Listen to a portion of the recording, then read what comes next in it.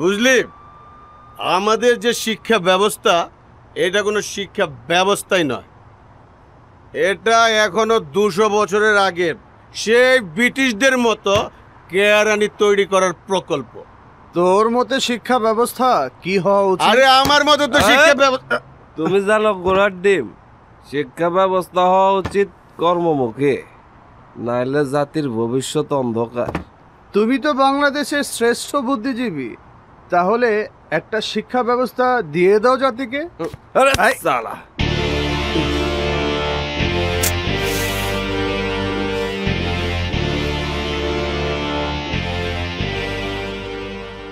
এই চুপ কর।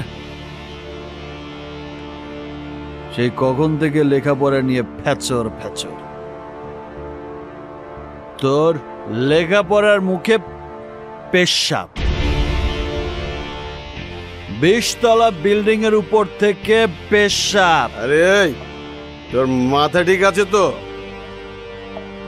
এই শালা, বেশি কথা বলবে না, তাহলে কিন্তু আরো উপরে উঠব, 22 তলায় উঠব। আচ্ছা, ইদানিং দেখছি তুই লেখাপড়ার কথা শুনলে তোরকে ফুসকা পড়ে যায়, কারণটা কি একটু বলবি? মায়ের পেট থেকে পড়ে শুনেছি সদা সত্য কথা বলিবে। তারপর স্কুল, কলেজ, বিশ্ববিদ্যালয় সর্বক্ষেত্রেই শেখানো হয়েছে মিথ্যা হচ্ছে সকল পাপের রাজা। কিন্তু কেউ কি সত্য কথা বলে? শিক্ষিত সুজনরা কি সত্য কথা বলে? তোরা বলিস? হ্যাঁ, নির্ভয়ে সত্য কথা বলার মতো অবস্থা কি কোথাও আছে? কোথাও নেই।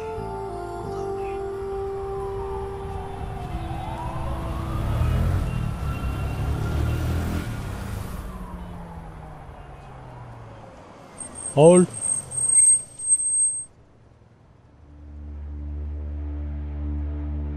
আপনারা সবাই নেমে আসুন।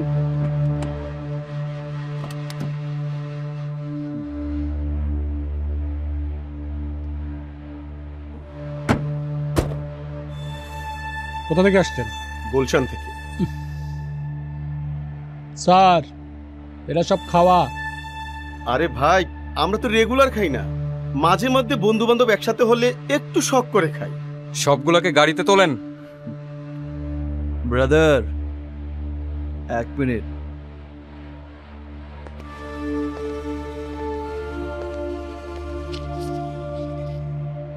আরে বড় লোকের ছেলে পেলে একটু আটটু ফুর্তি ফার্তা করবেই, ছেড়ে দাও। ব্রাদার, একটু আগেই বললেন থানায় যেতে হবে, এখন পুরো তার উল্টো। ভাই, দেশটা এভাবেই চলবে?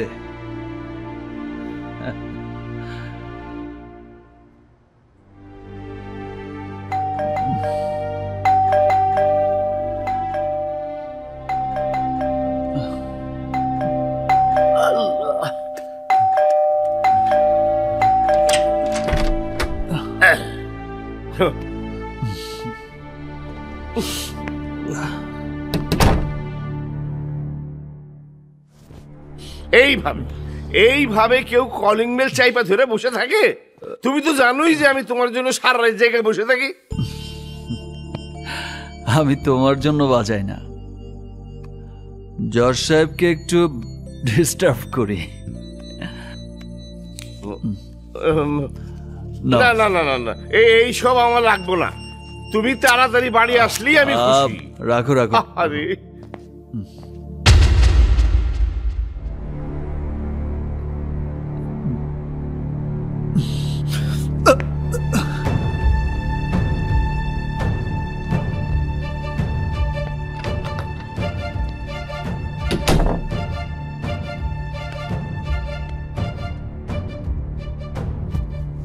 আপনার রাজপুত্র এলেন তাহলে?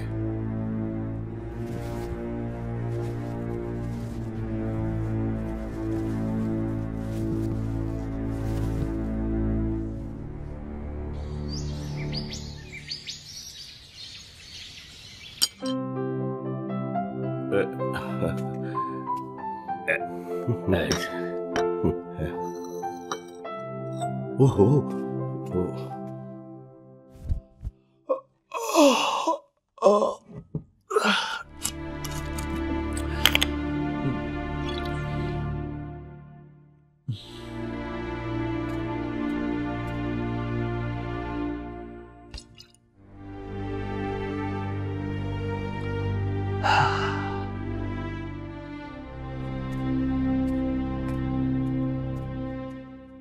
হাত মুখ ধোও নাই, পেটে কিছু পড়ে নাই, শুরু করে দিছো এই বিষ খাওয়া।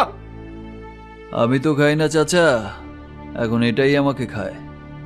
ভালো ভালো, খাও খাও, আমার আগে মরা চাই।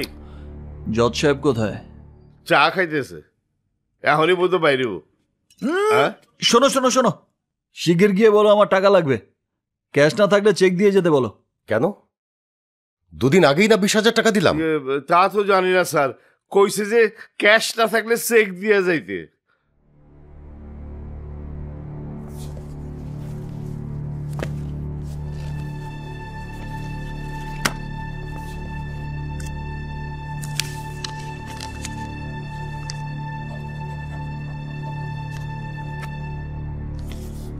নাও, হ্যাঁ, টাকার অঙ্ক বসিয়ে নিতে বলো।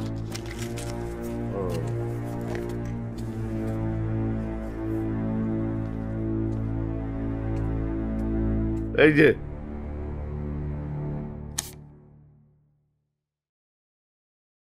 টাকার অঙ্ক তো লেখেনি। তোমারে বসায় নিতে কইছে।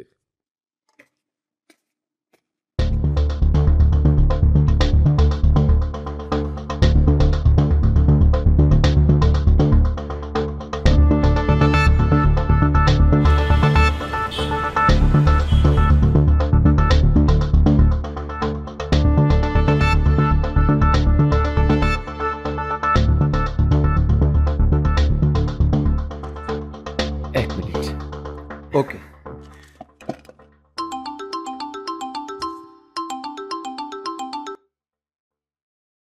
জি ম্যানেজার সাহেব বলেন। স্যার, একটা চেক আসছিল। হ্যাঁ, আমার ছেলে তো। ও জি স্যার, কিন্তু কিন্তু স্যার অ্যামাউন্টটা অনেক বড়। আপনার পারমিশন ছাড়া তো ক্যাশ করতে পারছি না স্যার। কত? Sir 50 lakhs।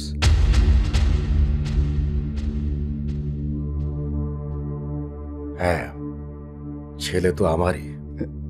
Okay sir, thank you.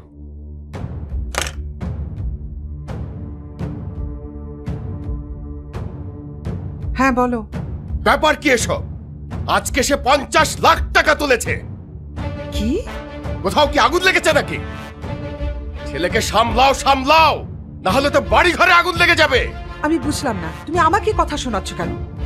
ছেলে কি আমার একার, তোমার না?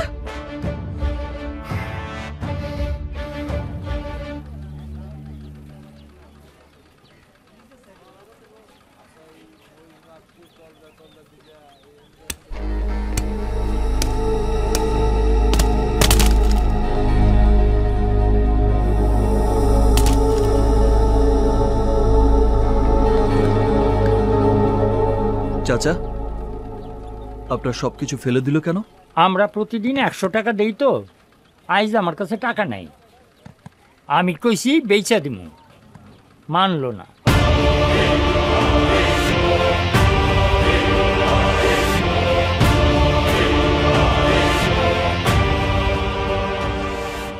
একটা কথা বলি।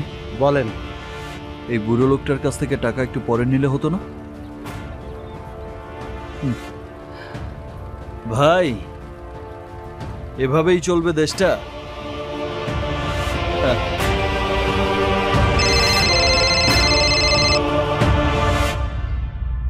হ্যালো দোস্ত। ভিঞ্চিতে আয়, জরুরি কথা আছে। বিকেলে ঢাকার বাইরে যাব। দোস্ত, আমি তো অফিসে। তাছাড়া আজকে আর বাইরে যাওয়া হবে না। বিকেলে একটা অনুষ্ঠানে যাব, তোকেও নিয়ে যাব। কিসের অনুষ্ঠান? আর ওই আমার এক বন্ধু স্বপন, ওরা 1-1.5 বছর ধরে একটা সংগঠন তৈরি করেছে, আজকে তার উদ্বোধনী। আরে ধর, এইসব অনুষ্ঠানে গিয়ে কি করব? বাদ দে তো সব। না দোস্ত, স্বপনকে কথা দিয়েছি, ও অনেকদিন ধরে আমাকে পটাচ্ছিল সংগঠনে যোগ দেওয়ার জন্য। ওদের সংগঠনের প্রধান নাকি এক সুন্দরী মেয়ে, তার ভিতরে নাকি আগ্নেয়গিরির মতো আগুন। আচ্ছা, আগ্নেয়গিরির মতো আগুন? স্বপন তো সবসময় তাই বলে। চল না দেখে আসি আজকে কেমন আগুন। চল দেখি।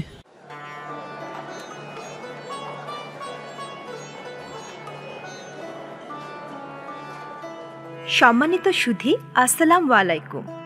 আমাদের প্রধান অতিথি গণপ্রজাতন্ত্রী বাংলাদেশ সরকারের সমাজ কল্যাণ মন্ত্রণালয়ের মাননীয় মন্ত্রী এবং বিশেষ অতিথিবৃন্দ সবাই উপস্থিত রয়েছেন। আনুষ্ঠানিকভাবে আমরা এখন সভার কার্যক্রম শুরু করব। আমি আমরিন আপনাদের সবাইকে স্বাগত জানাচ্ছি। শুরুতেই স্বাগত বক্তব্য দেওয়ার জন্য আমাদের সংগঠনের সভাপতি সুলতানা হক অর্পিতাকে আমন্ত্রণ জানাচ্ছি।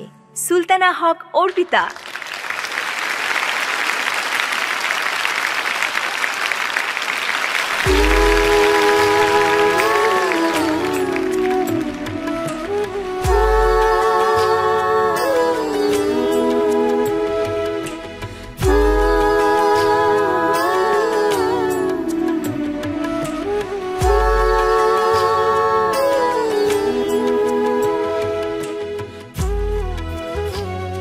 মাননীয় প্রধান অতিথি, বিশেষ অতিথিবৃন্দ, আমার সামনে উপস্থিত সুধীবৃন্দ এবং আমার সংগঠনের সহকর্মী ভাই ও বোনেরা, আসসালামু আলাইকুম। আরে সবার মধ্যেই চালাইতেছ? চুপ, বক্তৃতা শোন। আপনারা নিশ্চয়ই বুঝতে পারছেন আজ আমরা সবাই এখানে সমবেত হয়েছি আলো নামে সংগঠনটির শুভযাত্রা উপলক্ষে। আজ আমি আপনাদের ব্যাখ্যা করব আমাদের এই সংগঠনটির উদ্দেশ্য এবং কর্মসূচি। এটি একটি সামাজিক সাংস্কৃতিক সংগঠন, কিন্তু আমাদের কর্মকাণ্ডের প্রধান বিষয় থাকবে জনগণকে রাজনৈতিকভাবে সচেতন করে গড়ে তোলা। আর দেশের বৃহত্তর জনগোষ্ঠী যদি রাজনীতি এবং তাদের রাজনৈতিক অধিকার সম্পর্কে সচেতন না হয় এবং সচেতন নাগরিকের ভূমিকা পালন না করে, তাহলেই কিন্তু দেশে অরাজকতা সৃষ্টি হয় এবং চরম দুর্ভোগ নেমে আসে বৃহত্তর জনগোষ্ঠীর জীবনে। মাননীয় মন্ত্রী, আপনি একটা বিষয় জানেন, তারপরেও আমি সবার সাথে বিষয়টি শেয়ার করতে চাই, কারণ আমার সংগঠন এই বিষয়গুলো নিয়ে কিন্তু কাজ করবে। আমি একটা কাজের জন্য গিয়েছিলাম একটা ডিপার্টমেন্টে, যদিও আমি ডিপার্টমেন্টের নামটা বলতে চাই না, কারণ এক দুজন লোকের জন্য ঢালাওভাবে একটা ডিপার্টমেন্টের বদনাম হোক সেটাও কাম্য নয়। যাই হোক, আমি 2 মাস ঘুরেও কাজটা করাতে পারিনি। পরে আমারই সংগঠনের একজন কর্মী স্বপন, ওকে পাঠালাম একটা খাম দিয়ে এবং শিখিয়ে দিলাম যে তুমি কি আমার নামে বদনাম করবে, বলবে মেয়েটা একটা গর্ধপ, মেয়েটার মাথায় কোনো বুদ্ধি নেই, এই সেই আরো কিছু। মাননীয় মন্ত্রী, বিশ্বাস করবেন 10 মিনিটে কাজটা হয়ে গেল।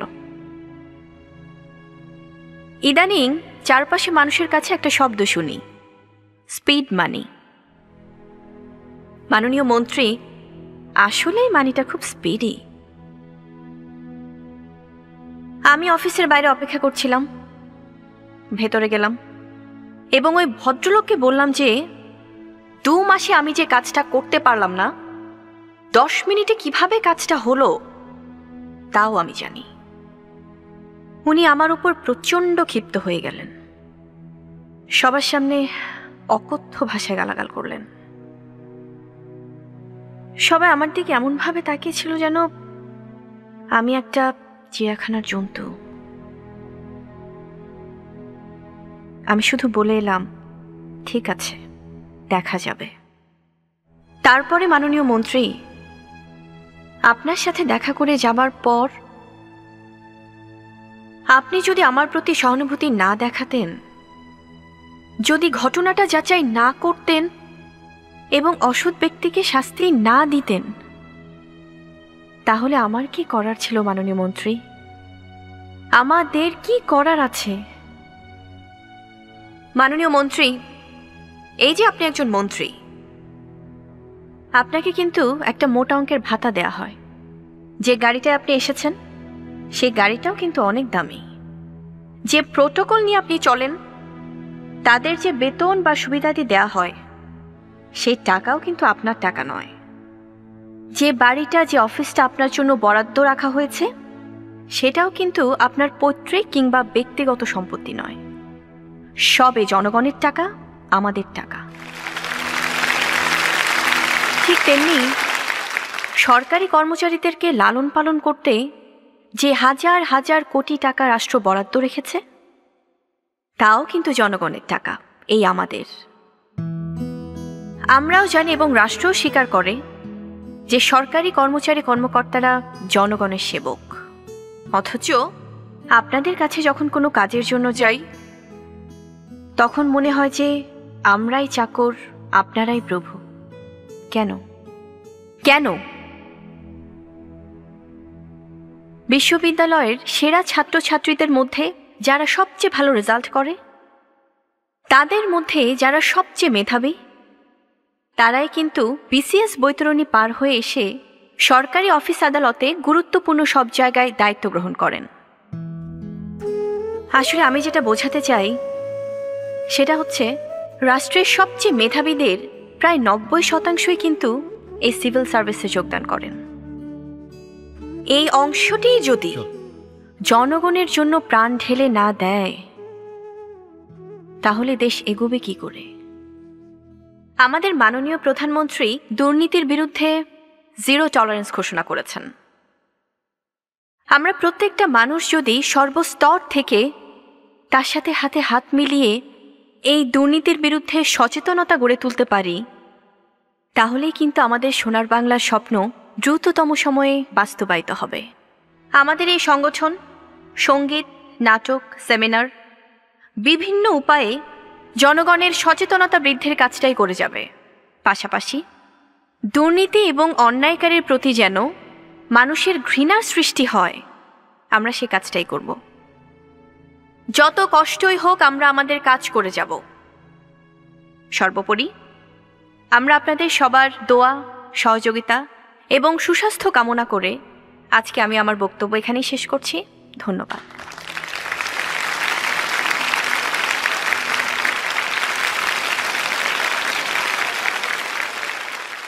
সম্মানিত সুধী, আমার প্রিয় ভাই ও বোনেরা, আসসালামু আলাইকুম। কেমন আছেন সবাই? আলো সংগঠনের নেত্রী অর্পিতা যা বলে গেল তার সাথে আমাদের কোনো দ্বিমত নেই। তারপরেও আমাদের কিছু সীমাবদ্ধতা আছে। আমরা চাইলেই রাতারাতি সবকিছু পাল্টে ফেলতে পারি না। তবু আজকে আমি খুবই আনন্দিত, কারণ এই নতুন প্রজন্মের ছেলেমেয়েরা দেশকে কিরে, এইভাবে জিম মেরে গেলি কেন? কোথায় যাবি? দেশের জন্য কাজ করছে। স্বপনকে একটা ফোন আমি কর। খুবই আশাবাদী আমার আমি দেশের ওই মেয়েটার সাথে পরিচিত হব। এগিয়ে রাখবার সাধ্য কারণে।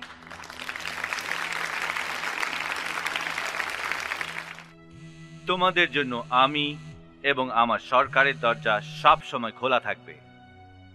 যে হ্যালো। কোনো প্রয়োজনে তোমরা আমাকে পাশে শাহিন। পাবে। তোমরা আচ্ছা, শুধু আচ্ছা। এগিয়ে যাও। তুই তো অফিস এগিয়ে ছিলিস। যাক আমাদের বাংলাদেশ। 1 ঘন্টা পর অফিসে আয়, ওখানে কথা হবে।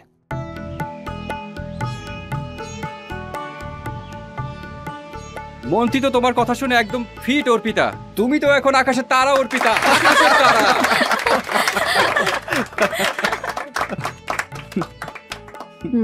বসেন বসেন।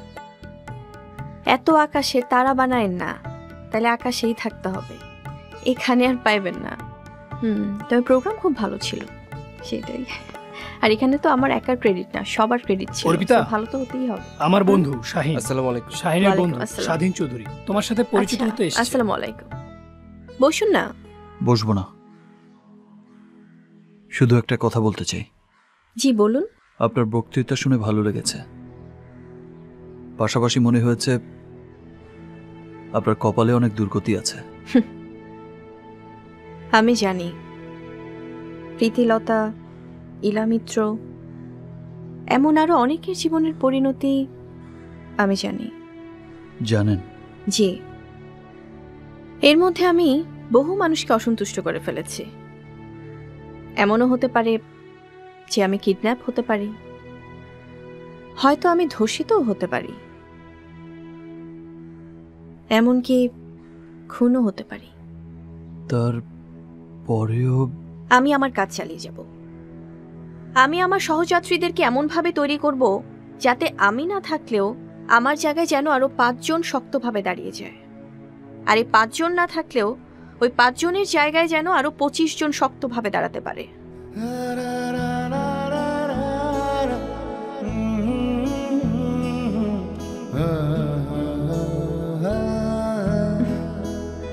কিন্তু ব্রাদার, আপনার চোখে এত পেইন কেন? কষ্টকে লালন করা ভালো না, কষ্টটাকে শক্তিতে রূপান্তর করুন।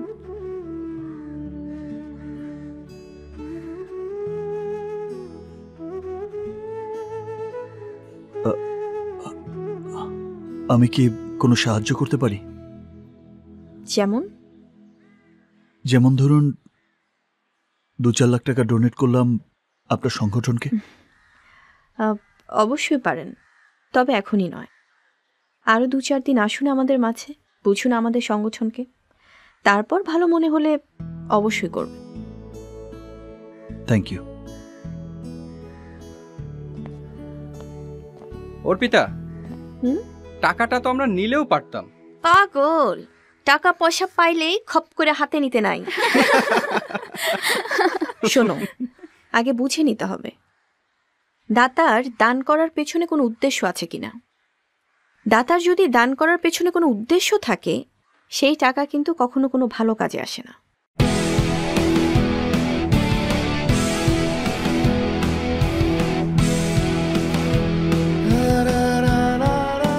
আপনার চোখে এত পেইন কেন?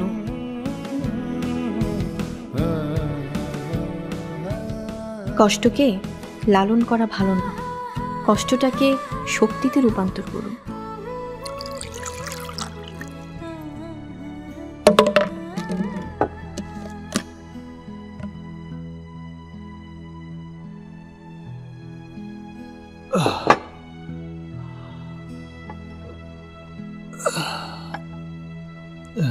কি রে, আমাদের দুইটার সাথে তুই মারছিস 6টা? এত খাচ্ছিস কেন?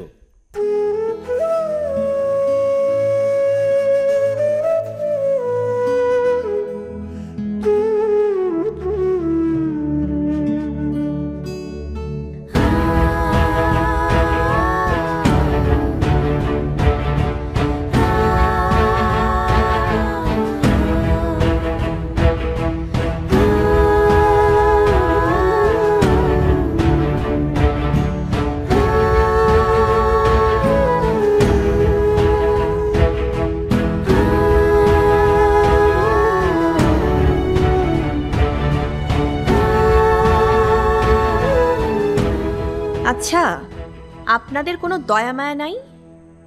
হ্যাঁ, এই মানুষটার ভেতরের জ্বালা আপনারা বোঝেন না? মেরে ফেলবেন নাকি লোকটাকে? এই যে উঠুন, শুনছেন? আরে উঠুন।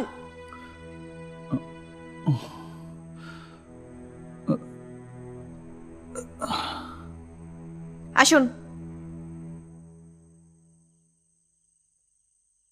আসুন।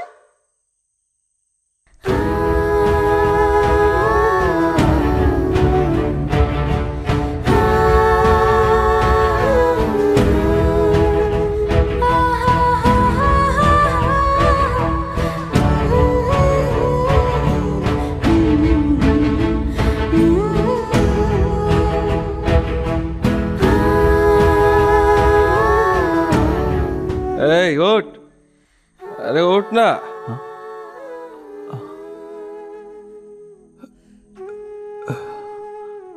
ঘড়ি দেখেছিস? 2টা বাজে, বাসায় যাবি না? চল চল চল রে।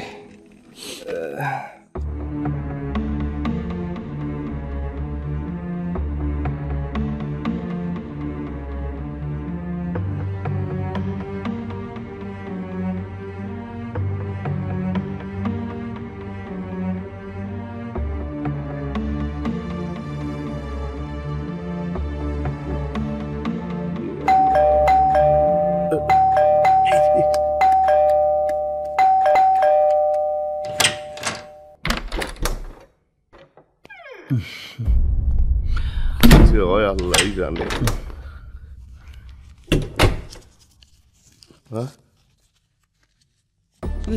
নাও।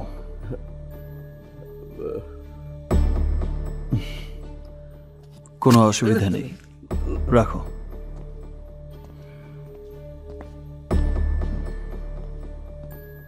দাঁড়াও।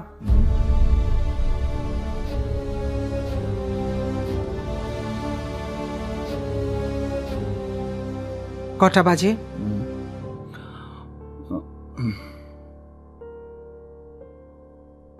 3:05। কোনো ভদ্র ঘরের ছেলে এত রাতে ঘরে ফেরে?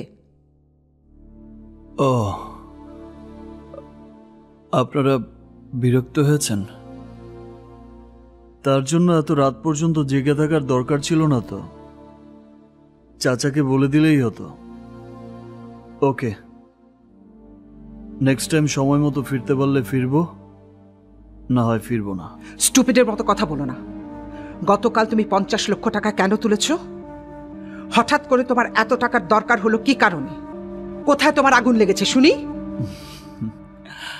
আগুন লাগেনি কোথাও। আমি টাকা চাওয়াতে জজ সাহেব রাগ করে আমাকে ব্ল্যাঙ্ক চেক দিলেন।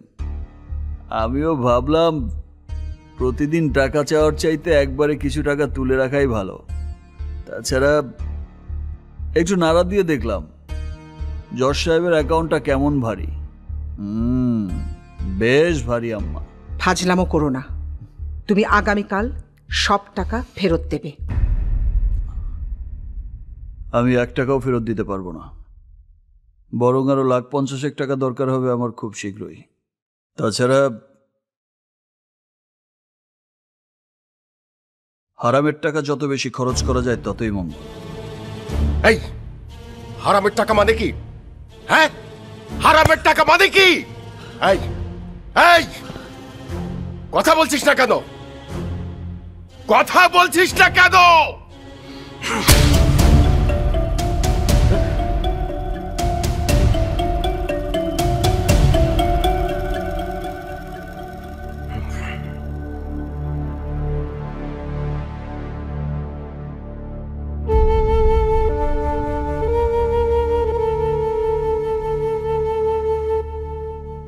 তোর চতুর্মুখী অধঃপতন দেখে মনে হয় তোকে আতুর ঘরে বিষ খাইয়ে মেরে ফেললেই ভালো হতো। লক্ষ লক্ষ টাকা খরচ করে তোকে পড়ালেখা শিখিয়েছি, বিদেশ থেকে ব্যারিস্টারি পড়িয়ে এনেছি এই দৃশ্য দেখার জন্য।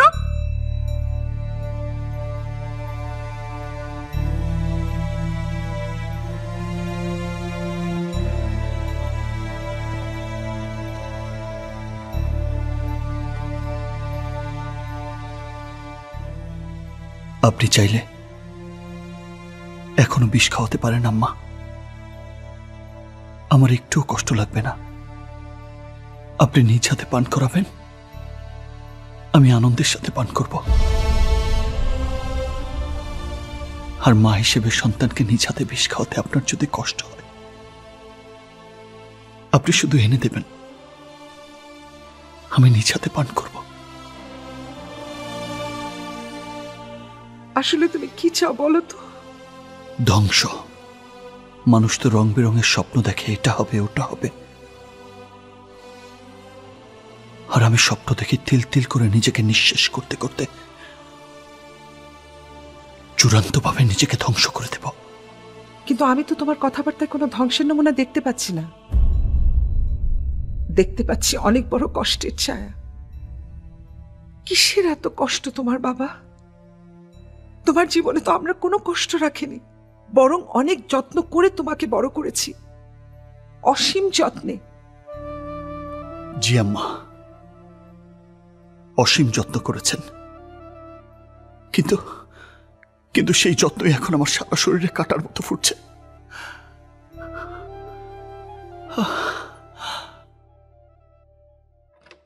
আমার মনে আছে স্কুল লাইফে আমি গাড়িতে করে স্কুলে যেতাম, হাত খরচের জন্য অনেক টাকা পেতাম। তারপর কলেজ বিশ্ববিদ্যালয়ে যখন পড়ি, 2 হাতে টাকা উড়িয়েছি। প্রতি মাসে আমি যে টাকা খরচ করেছি, একটা দরিদ্র পরিবার প্রতি মাসে সংসার খরচের জন্য তার 3 ভাগের 1 ভাগ টাকাও পায় না।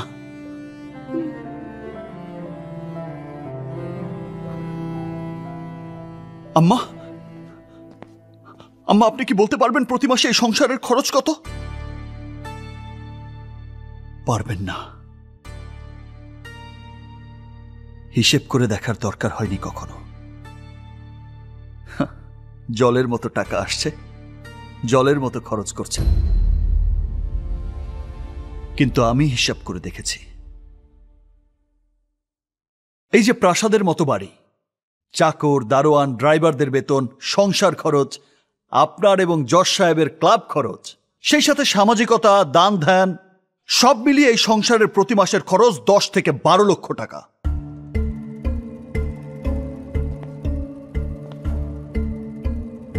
কত টাকা বেতন পান আপনার স্বামী?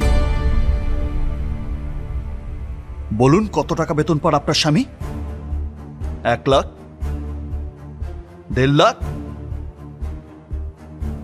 বাকি টাকা কোত্থেকে আসে? বলুন, বাকি টাকা কোত্থেকে আসে?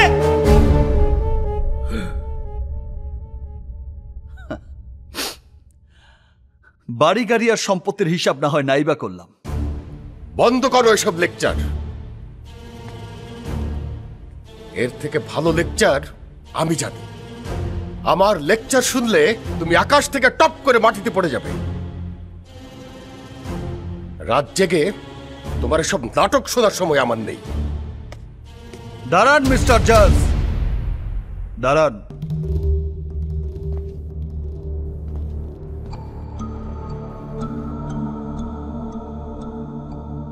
মধ্যরাতে যে নাটকটি শুরু করার জন্য আপনারা জোট বেঁধে অপেক্ষা করছিলেন, তার শেষ দৃশ্যটা দেখে যাবেন না? লেকচার আপনি ভালোই জানেন, সেটা সর্বজন বিদিত। এদেশের চোর, বাটপার, টাউটরা আরো ভালো লেকচার জানে। না না, আমি ওসব ছিচকে চোর বাটপারদের কথা বলছি না, বলছি রাঘব বোয়ালদের কথা, যারা ব্যাংকের শত শত কোটি টাকা লোপাট করে দেয়, যারা রাষ্ট্রের হাজার হাজার কোটি টাকা লুটপাট করে বিদেশে বাড়ি গাড়ি বানিয়ে রাখছে। তাদের লেকচার যখন দেখি বা শুনি পত্রপত্রিকার, টেলিভিশনের কল্যাণে, তখন মনে হয় তারা সবাই ফেরেশতা। খুবই চমৎকার লেকচার তারা জানে। কিন্তু আমি যেটা বলছি,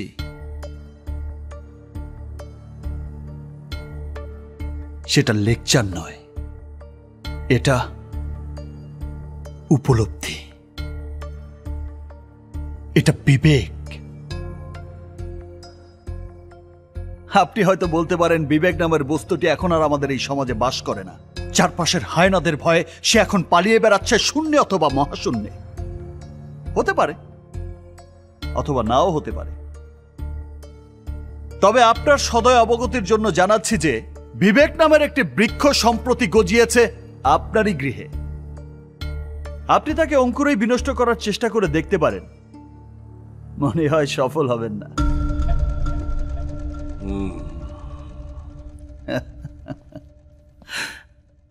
আম্মা,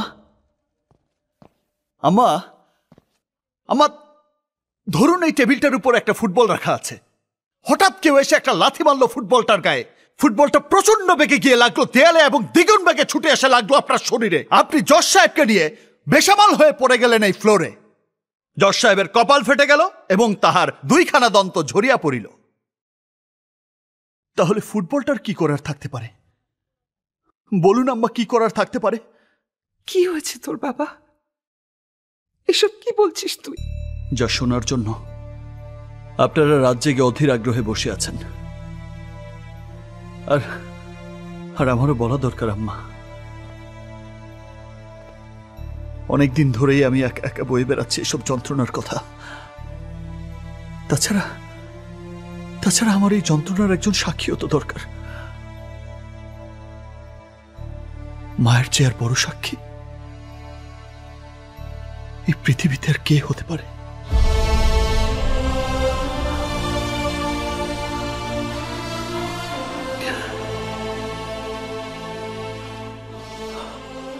বলছিলাম ওই ফুটবলটার কথা।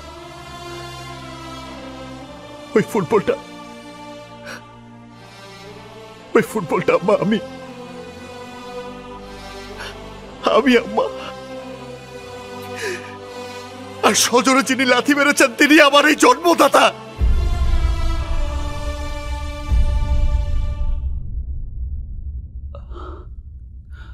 যেসব কথা আমি কোনোদিন ভাবিনি, স্বপ্নেও যা কোনোদিন চিন্তা করিনি, যেসব বিষয়ের কোনামাত্র আমার চিন্তার জগতে ছিল না, এমন হাজার কথা হাজার প্রশ্ন আমার মধ্যে জাগিয়ে দিয়েছেন উনি একটা মাত্র আঘাত করে। আমি যখন ব্যারিস্টারি শেষ করে দেশে আসি, দিনরাত শুধু ভাবি আইনি সহায়তার দোকান খুলে বসবো, অজস্র মানুষকে দেব আইনি সহায়তা, তুখোর আইনবিদের মতো গভীর জটলা ছিন্ন করে বের করে আনব সুবিচারের সুগন্ধি কস্তুরী। তখন রাস্তায় একটি মেয়ের সাথে দেখা হয় আমার।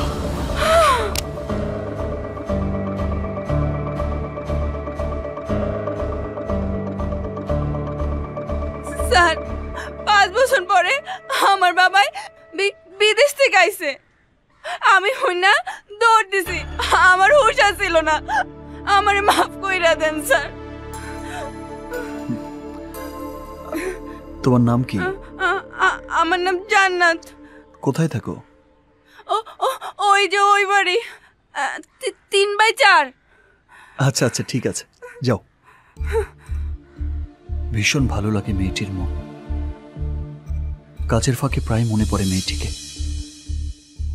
একদিন কৌতূহলবশত দেখতে যাই তাকে, গিয়ে পাথর হয়ে যাই। মেয়েটির বাবার সজ্ঞাতে তাকে আটকে রেখে মেয়েটিকে ধর্ষণ করেছে একদল নরপশু।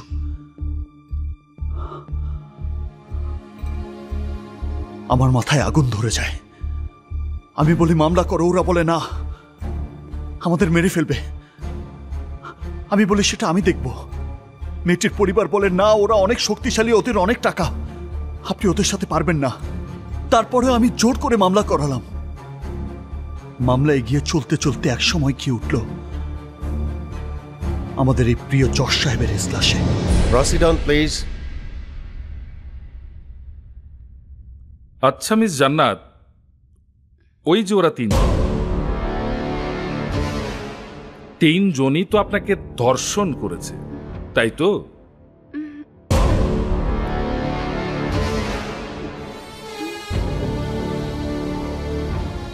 কি হলো, কথা বলুন। আচ্ছা, ওই তিনজন তো একসাথে আপনাকে ধর্ষণ করেনি।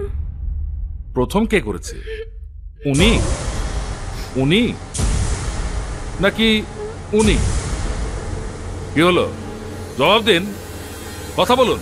আহা, কথা না বললে তো হবে না, বলুন ওদের মধ্যে কে আপনাকে প্রথম ধর্ষণ করেছে? আরে কথা বলছেন না কেন আপনি? স্পিক আপ, বলুন কে আপনাকে প্রথম ধর্ষণ করেছে?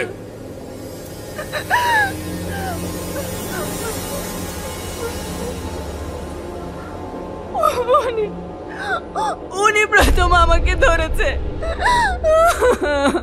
ইয়াবা, আপনাকে কোথায় ধরেছে? পায়ে, হাতে নাকি বুকে?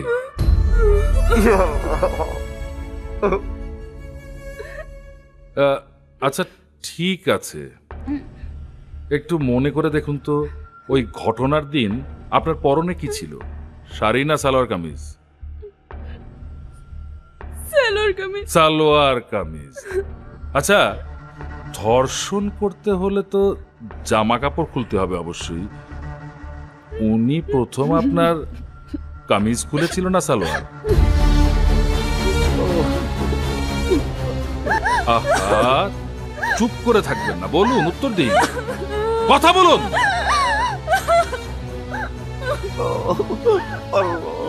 দেখুন, এখানে কান্নাকাটি করে কোনো লাভ হবে না, এটা আদালত, এখানে ইমোশনের কোনো দাম নেই।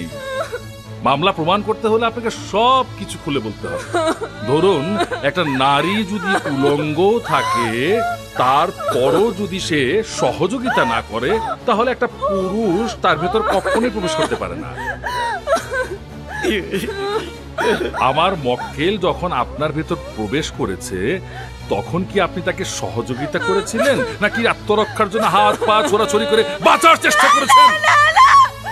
বলুন। আমি কিচ্ছু বলতে পারবো না। আহা, এখানে কান্নাকাটি করে কোনো লাভ নেই তো, এটা কোর্ট, এখানে আপনি বলতে।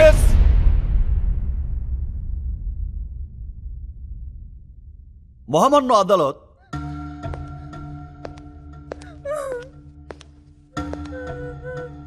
এই মেয়েটি একটা বন্ধ কক্ষে ধর্ষিত হয়েছে আর ধর্ষণ করেছিল এই 3 নরপশু। কিন্তু আজ এই ভরা মজলিসে আদালতে দাঁড়িয়ে প্রতিটি প্রশ্নে সে ধর্ষিত হচ্ছে। কিন্তু বিচারের স্বার্থে সমস্ত কিছুর চুল চেরা বিশ্লেষণ প্রয়োজন। প্রশ্ন তো আমাকে করতেই হবে।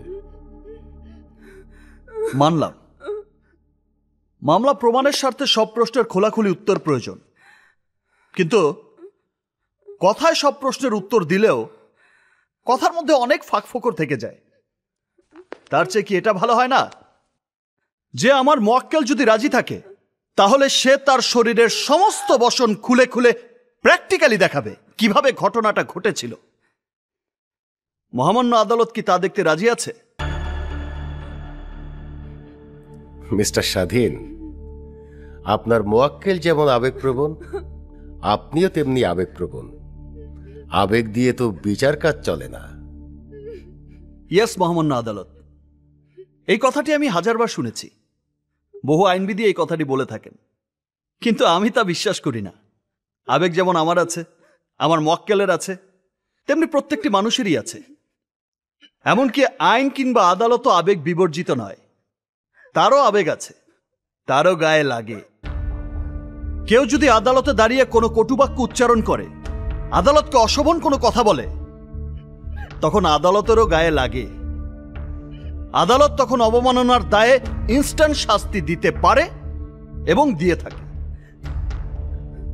সংবিধান অনুযায়ী প্রত্যেকটি ফৌজদারি মামলার প্রকৃত বাদী হচ্ছে রাষ্ট্র, সুতরাং মামলা প্রমাণেরও প্রকৃত দায় হচ্ছে রাষ্ট্রের। রাষ্ট্রের এই সংশ্লিষ্ট অর্গানগুলো যদি নির্মোহভাবে চেষ্টা করে তাহলে সব মামলায় প্রমাণ করা সহজ, কিন্তু নির্মোহভাবে কোনো অর্গানই নড়াচড়া করতে চায় না। আর সে কারণেই গরিবের পক্ষে আইনকে নিয়ে আসা খুবই কঠিন। এটা আপনি আমি সবাই জানি, এটা ওপেন সিক্রেট। পক্ষান্তরে বিত্তবানরা টাকার জোরে আইনের স্বাভাবিক গতিকে তছতছ করে দেয়, আর এই সমস্ত গরিব মানুষের বিচারের বাণী নিভৃতে কেঁদে মরে। আমি কারো কোনো শাস্তি চাই না, আমাকে এখান থেকে যেতে দিন, আমাকে দয়া করে যেতে দিন।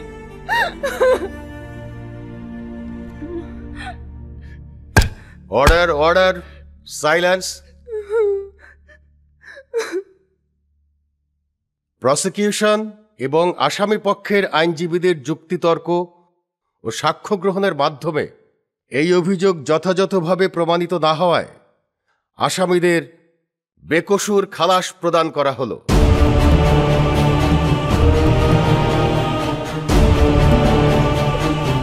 Thanks your honour.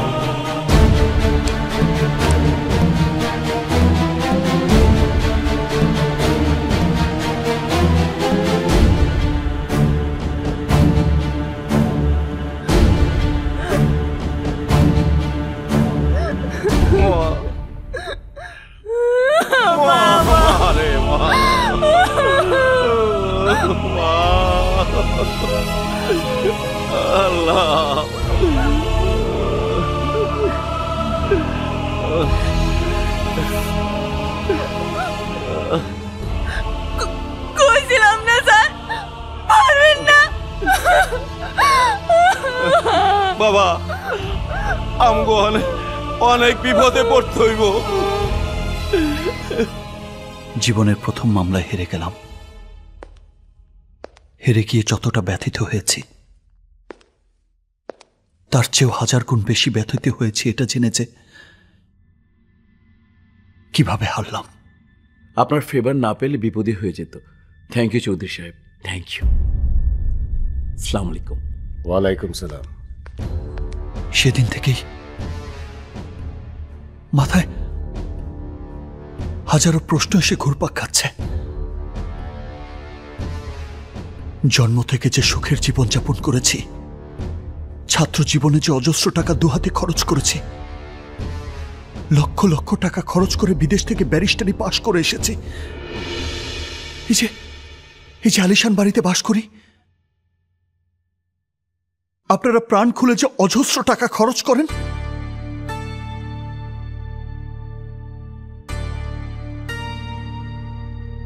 এসব কোন টাকা? ওই সেই ধর্ষিতা মেয়েটির এবং আরো হাজারো বিত্তহীন প্রভাবহীন সাধারণ মানুষের সুবিচার বিক্রি করা টাকা। এই যে মানুষটি,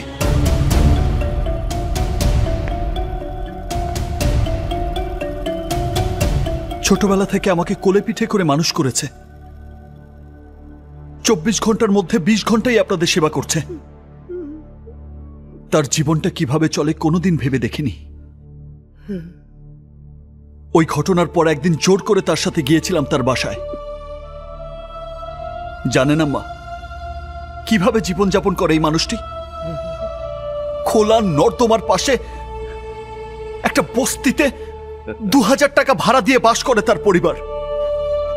গরমে মরে, শীতে কষ্ট পায়, বাচ্চাদের লেখাপড়ার খরচ দিতে পারে না, অসুখের চিকিৎসা করাতে পারে না।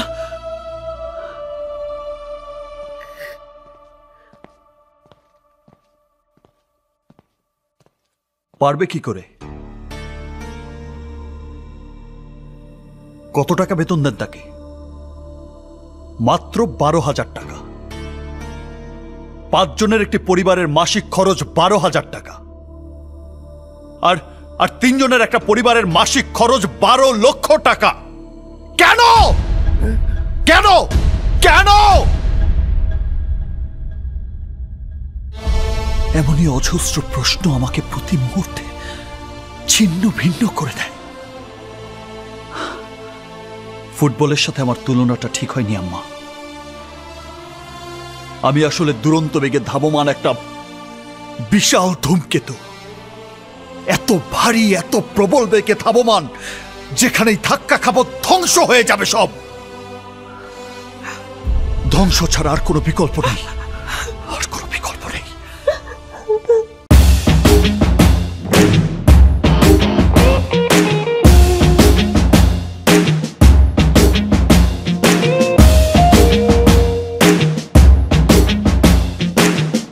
খাঁচা ভাঙতে হবে, এ শিকল ছেড়তে হবে, অনিয়মের দেয়াল ভেঙে স্বদেশটাকে গড়তে হবে।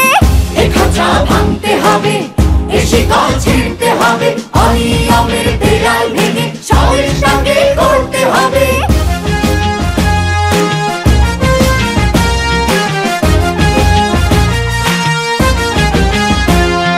ঘুষখোর আর দুর্নীতিবাজ সাবধান হ তোরা, তোদের গালে তালে তালে মারবো জুতা মোরা। চাঁদাবাজ আর সন্ত্রাসীরা সাবধান হ তোরা, দলে দলে তোদের গায়ে মারবো থুথু মোরা। হাত গুটিয়ে বসে থাকার দিন তো শেষ হয়েছে কবে। এ খাঁচা ভাঙতে হবে, এ শিকল ছিঁড়তে হবে, অনিয়মের দেয়াল ভেঙে স্বদেশটাকে গড়তে হবে। এ খাঁচা ভাঙতে হবে, এ শিকল ছিঁড়তে হবে, অনিয়মের দেয়াল ভেঙে স্বদেশটাকে গড়তে হবে।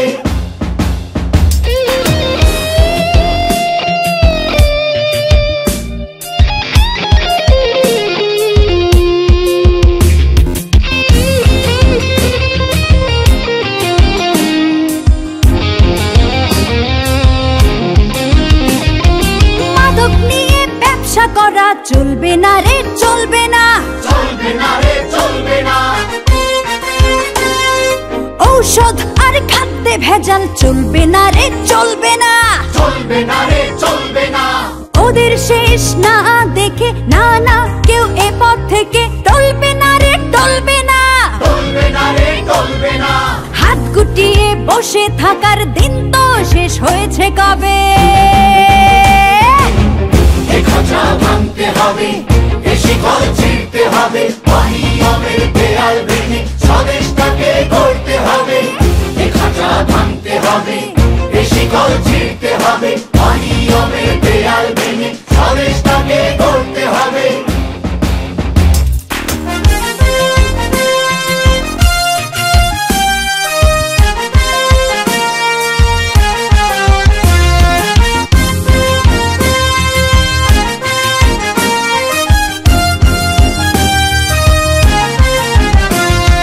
ধর্ষণ করে তো রেহাই পাবে না কেউ, পাবে না, পাবে না কেউ, পাবে না।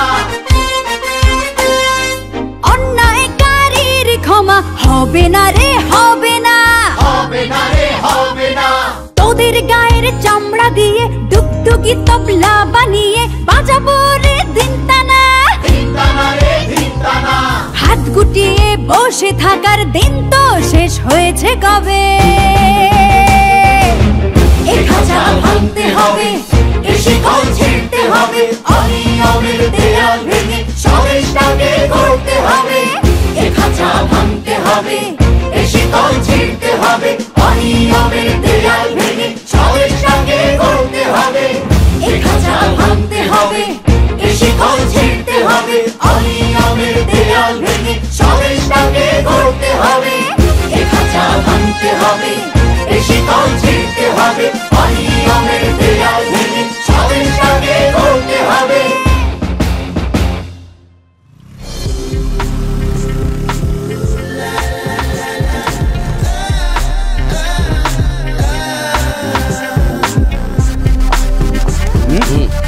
পরে ডাকতো চিকনি চামেলে, এদিকে আসো।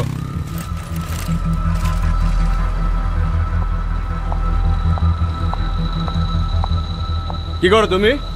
আমি আপনাদেরকে আগে অনেকবার বলেছি আমি চাকরি করি। চাকরি? কিসের চাকরি করো? মধ্যরাতে ঘরে ফেরো, অফিস কি মধ্যরাত পর্যন্ত খোলা থাকে? ওই আসলে ধান্দা কি তোমার? হ্যাঁ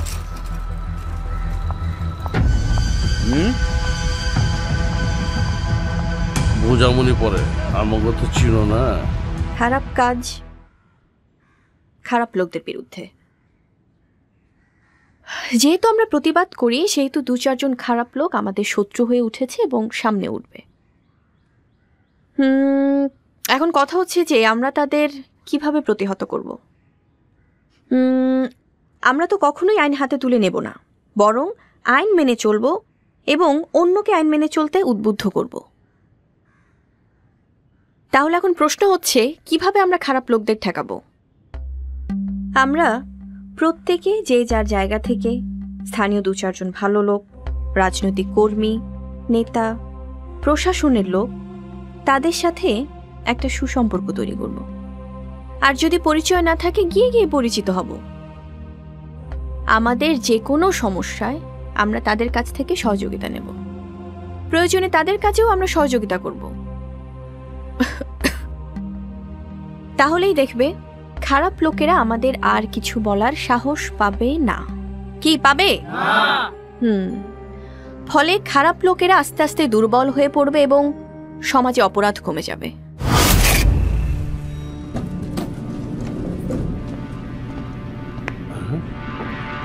আরে তুমি এখানে? আমি এখানেই জব করি। বাহ, ভালোই তো হলো। তোমার কোম্পানির মালিক তো আমার বড় ভাই। ওকে, দেখা হবে।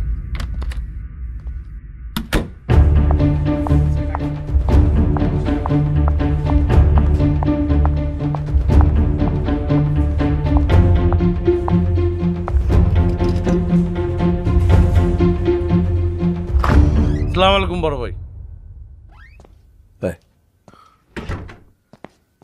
খিরে হাসান, হঠাৎ? এমনি আসলাম। ও, কিন্তু আইসে তো বড় ভাই ফাইসে গেলাম। ফাইসা গেলি মানে? একটা মেয়ে আমাদের মহল্লায় থাকে, ওরে দেখলে আমার মাথা টন টন করে উঠে। আর এখানে এসে দেখলাম আপনার অফিসের স্টাফ। ভূমি? হ্যাঁ ভাই। বড় কঠিন রে। আমি অনেক মোচুর মাইরে দেখছি, ভাঙ্গে না।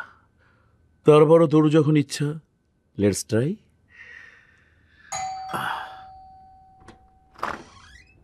স্যার, ভূমিকা আসতে বলো। Okay sir. ম্যাডাম, আপনাকে চেয়ারম্যান স্যার ডেকেছেন।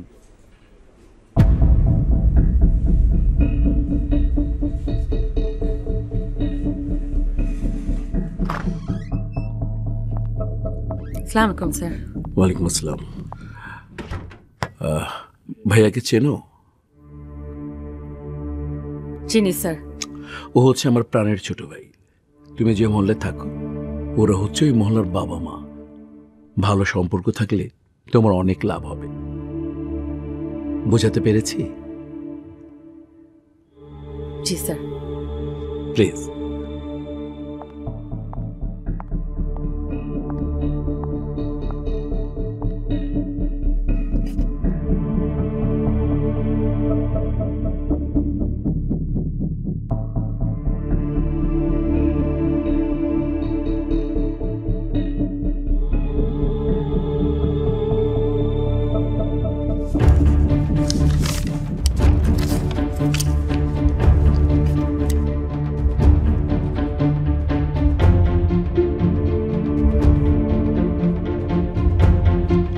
কাশেম,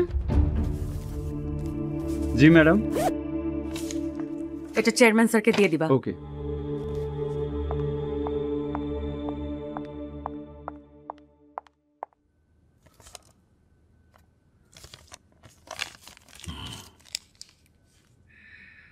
স্যার। জি।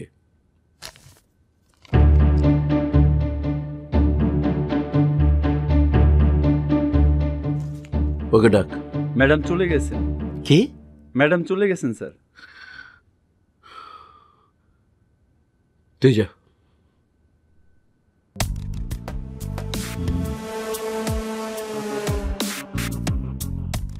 মান সম্মানের ব্যাপার।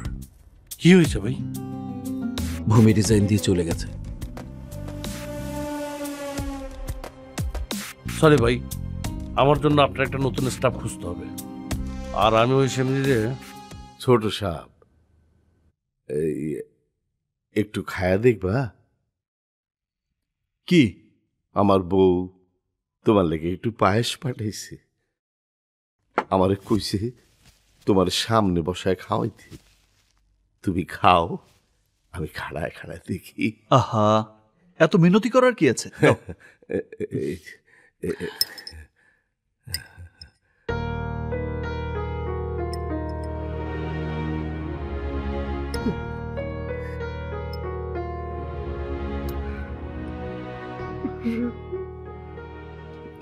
কি ব্যাপার চাচা? তুমি কাঁদছো কেন? ওই সেদিন রাইতে তুমি যা কইছো, আমি আমার বউরে সব কইছি। সে সিকুর পেরা কাঁদছে আর তোমার লেগে দোয়া করছে। গরিব রে এত ভালো তো কেউ আসে না ছোট সাহেব। আমি ছোটবেলা থেকে তোমার লালন পালন করছি, পারলে সারা জীবন কান্দে করে রাখতাম, যাতে তোমার গায়ে একটু ধুলাও না লাগে।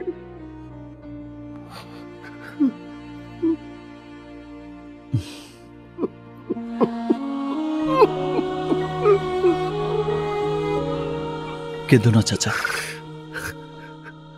ধনী গরিব, সুখ দুঃখ এসব নিয়েই তো জীবন। মানুষে মানুষে এত ব্যবধান, এসব মানুষেরই তৈরি। ওই ওনার কাছে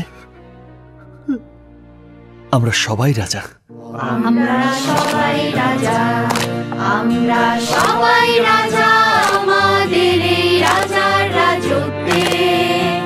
নইলে মোদের রাজার শনে মিলব কি শান্তি। আমরা সবাই রাজা, আমরা সবাই রাজা, আমাদের এই রাজার রাজত্বে। নইলে মোদের রাজার শনে মিলব কি শান্তি। আমরা সবাই। আরে ব্যারিস্টার সাহেব যে আসুন। ব্রাদার আসেন আসেন। প্লিজ বসুন বসুন। বসুন।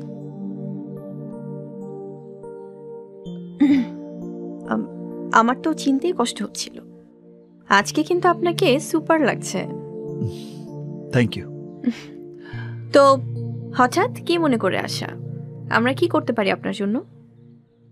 আপনাকে তো কোনো কথা বলতেই ভয় লাগে। মানে কি? মানে আমি কি এতই খারাপ মানুষ? আরে না না, তা নয়। বেশি ভালো মানুষকেও কিন্তু মানুষ ভয় পায়। এখন কিন্তু আবার বেশি হয়ে যাচ্ছে। আসল কারণ কি সেইটা বলেন। মানে আপনাদের এই সংগঠন চালাতে তো অনেক টাকা পয়সার দরকার। আমি সেদিন একটা প্রপোজাল দিলাম, আপনি তো রিফিউজ করে দিলেন। কষ্ট নেবেন না ব্রাদার। আসলে টাকা পেলেই খপ করে ধরা উচিত না। যদিও সংগঠনটি অনুদানের টাকাই চলে এবং চলবেও তাই, তবুও টাকা পয়সার ব্যাপার একটু বুঝে শুনে নেওয়া উচিত না? আপনি কি আজকে টাকা দিতে চান? যদি আপনার অনুমতি হয়। অনুমতি দেওয়া হলো। ব্যারিস্টার সাহেব, আপনি কিন্তু ভালোই খোঁজা দিতে জানেন। আইনের লোকরা তো এই বিষয়ে খুব দক্ষ হয়, জানেন না? Thank you so much.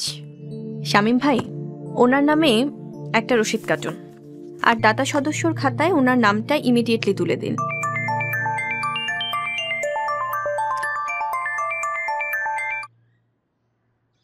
হ্যাঁ ভূমি, বল। অর্পিতা, বাড়িওয়ালা আমাকে একদিনের মধ্যে বাড়ি ছাড়তে বলেছে। কি? এমনকি মহল্লাও ছাড়তে বলেছে। কেন? কি হয়েছে? আমি জানি না। আশ্চর্য তো। এই, এটা কি মদের মূলক নাকি? এই এই, তুই ওদেরকে থাকতে বল, তুই ওদের থাকতে বল, আমি আসছি।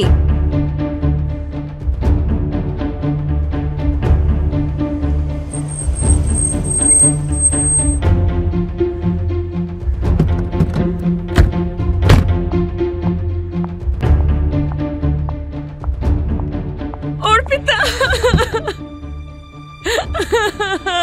ভয় পাস না, আমি আছি।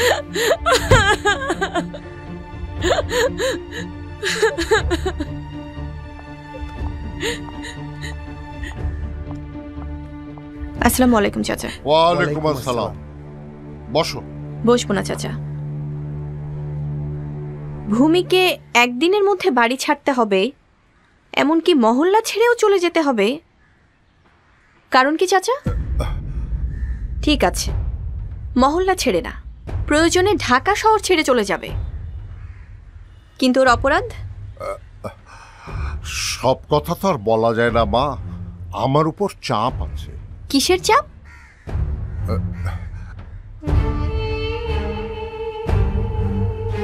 বলেন, অন্তত এক দুজনের নাম তো বলেন। কারা আপনাকে চাপ দিচ্ছে? হায় রে চাচা, আপনি বলতে না চাইলেও আমি জানি। ওই হাশেম খার ছেলে হাসান মিয়ার দলবল, তাই না? হ্যাঁ, বাপে তো অঢেল সম্পত্তি রেখে গেছে, ছেলে বসে বসে ওগুলো নষ্ট করে আর বখাটিগিরি করে না? ওর বিরুদ্ধে অনেক কমপ্লেন আছে। ওর রাত বিরাতে ঘরে ফেরে, কই যায় না যায়। চাচা, ভূমি কিন্তু আমার পাশের রুমেই থাকে, ওর সব কিছু আমি জানি। ওর মতো ভালো মেয়ে আপনার বাড়িতে আর একটাও নেই। তারপরেও আপনারা বোঝাতে চাইছেন ও খারাপ। মানলাম ও খারাপ, কিন্তু বলেন তো, ও কার সাথে যায়, কই যায়? নিশ্চয় কোনো মেয়ে মানুষের সাথে যায় না। আপনারা বলতে চাচ্ছেন যে ও অন্য পুরুষের সাথে লটর পটর করে, তাই না? আচ্ছা, যদি তাও হয়ে থাকে, তাহলে ও একা কেন খারাপ হবে? সে পুরুষগুলো কেন খারাপ হবে না? শুনুন চাচা, আমিও তো একটা মেয়ে। যখন ঘর থেকে বের হই, রাস্তায় 15 বছরের কিশোর থেকে 70 বছর বয়স্ক বুড়ো পর্যন্ত চাচা এমন ভাবে তাকিয়ে থাকে যেন চোখ দিয়েই গিলে খাবে। পেশা তো তারা, পেশা তো এই সব।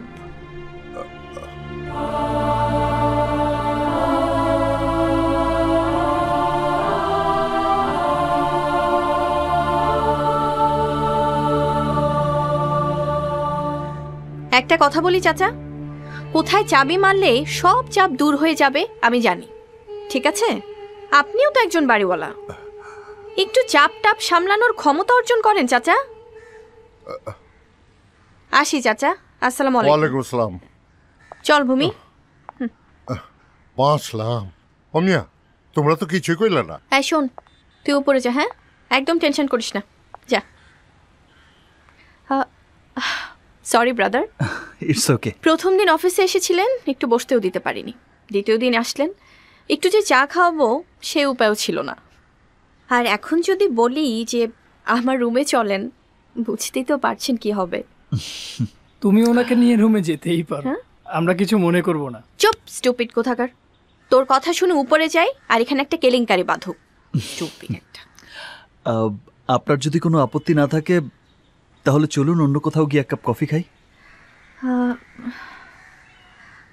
আপনার যদি সময় থাকে আমার কোনো আপত্তি নেই।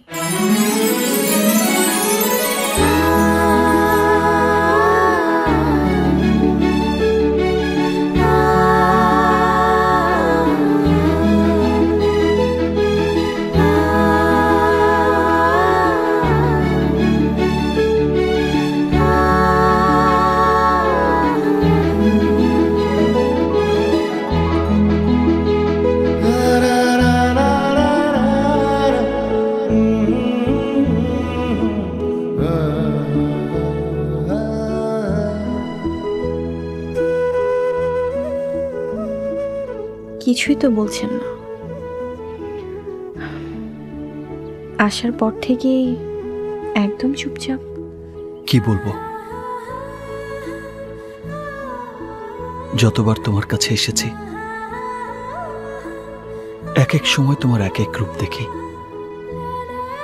আর বিস্ময়ে হতবাক হয়ে যাই।